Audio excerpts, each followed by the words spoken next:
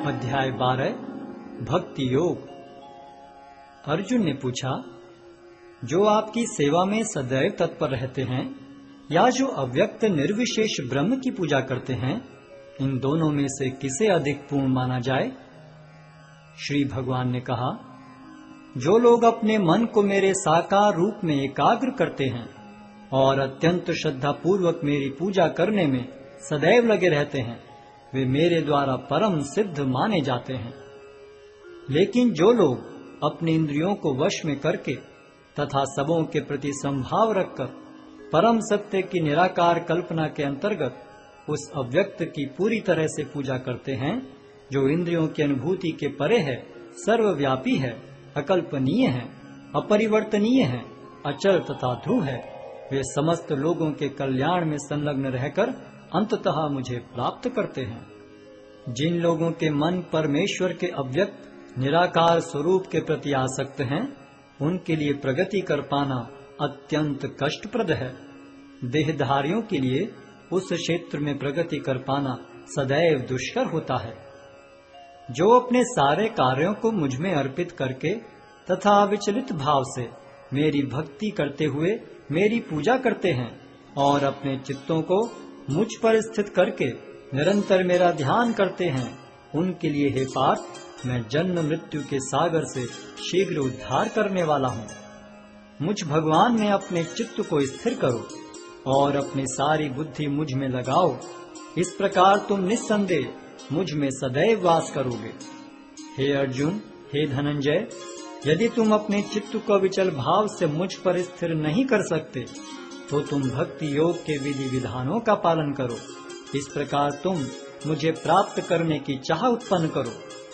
यदि तुम भक्ति योग के विधि विधानों का भी अभ्यास नहीं कर सकते, तो मेरे लिए कर्म करने का प्रयत्न करो, क्योंकि मेरे लिए कर्म करने से तुम पूर्ण अवस्था को प्राप्त होगे। किंतु यदि तुम मेरे इस भावनामृत में कर्म करने में असमर्थ हो, तो तुम अपने कर्म के समस्त फलों को त्याग कर कर्म करने का तथा आत्मस्थित होने का प्रयत्न करो। यदि तुम यह अभ्यास नहीं कर सकते, तो ज्ञान के अनुशीलन में लग जाओ।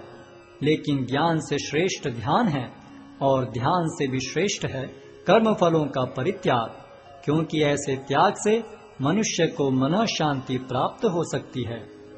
जो किसी से द्वेष नहीं करता, लेकिन सभी जीवों का दयालु मित्र है, जो अपने को स्वामी नहीं मानता और मिथ्या अहंकार से मुक्त है, जो सुख दुख में संभाव रहता है, सहिष्णु है, सदैव आत्मतुष्ट रहता है, आत्म संयमी है, तथा जो निश्चय के साथ मुझ में मन तथा बुद्धि को स्थिर करके भक्ति में लगा रहता है, ऐसा भक्त मुझे अत्यंत प्रिय है।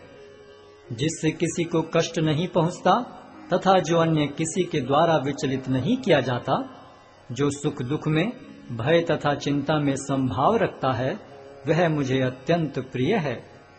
मेरा ऐसा भक्त जो सामान्य कार्यकलापों पर आश्रित नहीं है, जो शुद्ध है, दक्ष है, चिंता रहित है, समस्त कष्टों से रहित है और किसी फल के लिए प्रयत्नशील नहीं रहता, मुझे अतिशय प्रिय है।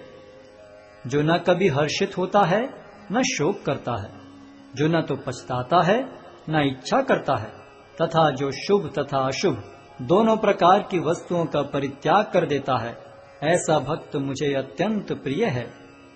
जो मित्रों तथा शत्रुओं के लिए समान है, जो मान तथा अपमान, शीत तथा गर्मी, सुख तथा दुख, यश तथा अपयश में संभाव रखता है, जो दूषित संगति से सदैव मुक्त रहता है, जो सदैव मौन और किसी भी वस्तु से संतुष्ट रहता है, जो किसी प्रकार के घर बार की परवाह नहीं करता, जो ज्ञान में दृढ़ है और जो भक्ति में संलग्न है, ऐसा पुरुष मुझे अत्यंत प्रिय है।